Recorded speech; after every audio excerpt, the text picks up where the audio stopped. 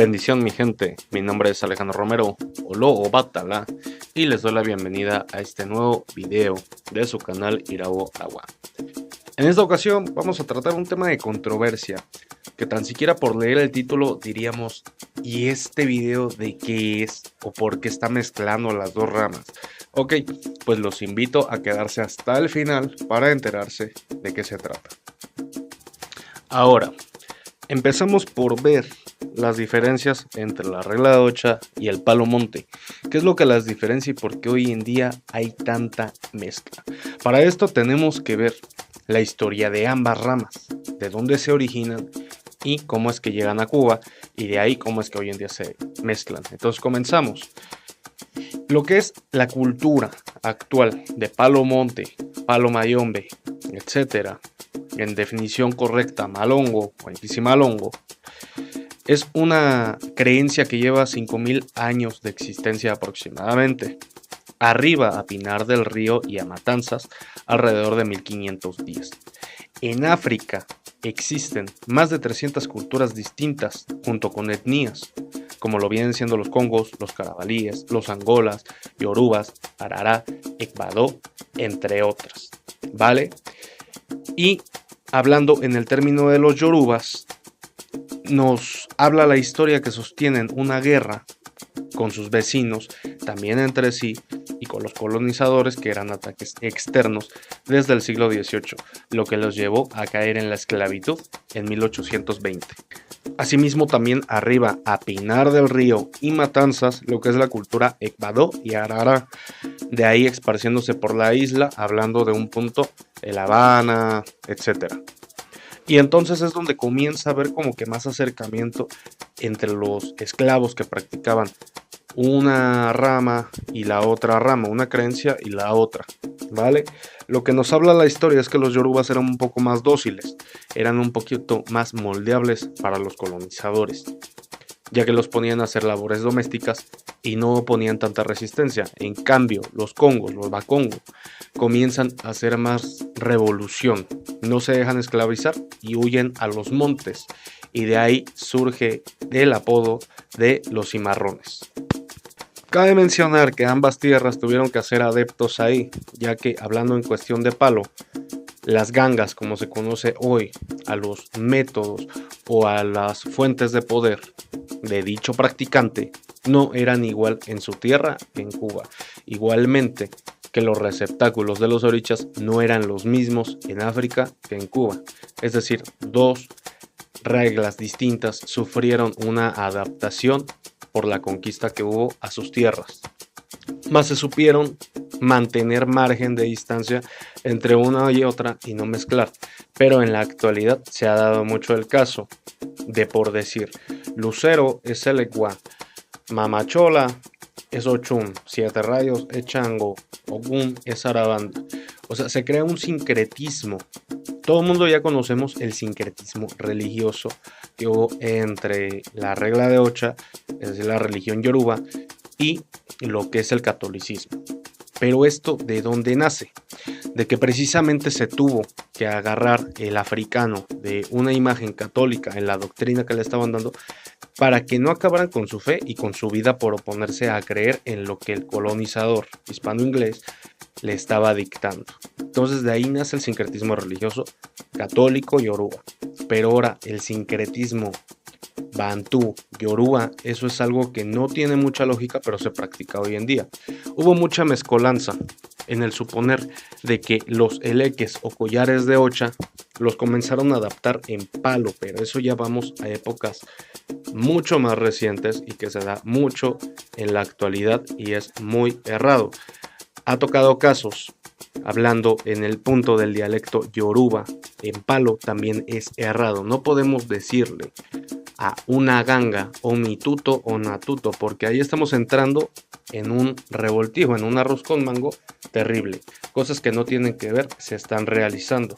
Otro punto que podemos tocar dentro de esto es cuando la gente recibe su aguafacafún o cofafún en Ifá, mano orula, en términos comunes, me mandan a rayar ya hasta con una encila.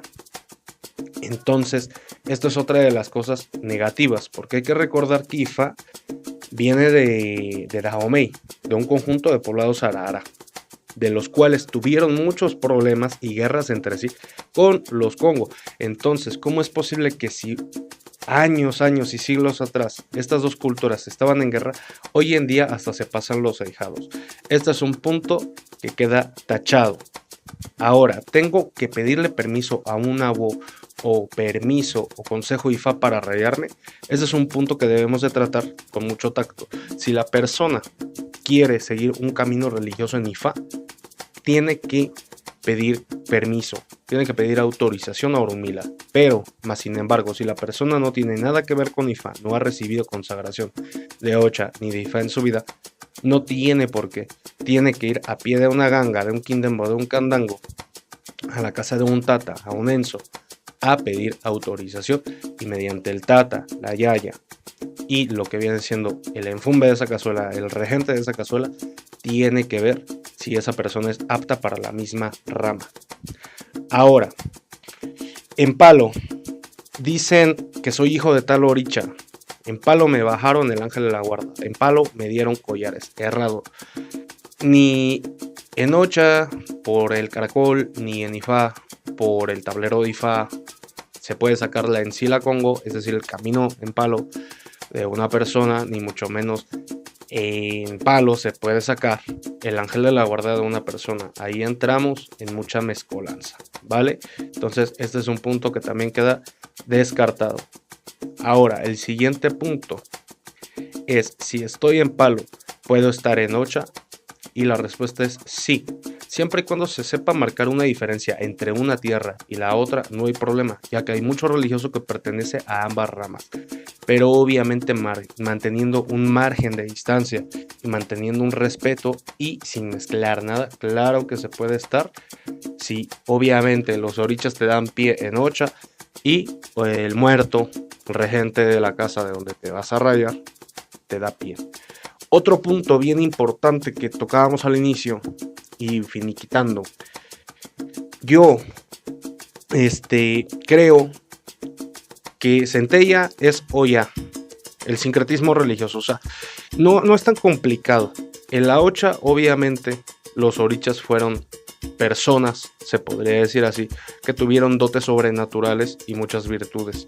Y eso fue lo que les llegó a ser deidades y se les adorara. Eso sin mencionar que también fueron reyes en sus respectivas tierras, y obviamente los habitantes de esas tierras llegan como esclavos a Cuba y los comienzan a adorar como tales. Ahora, en Palo no es tan complicado.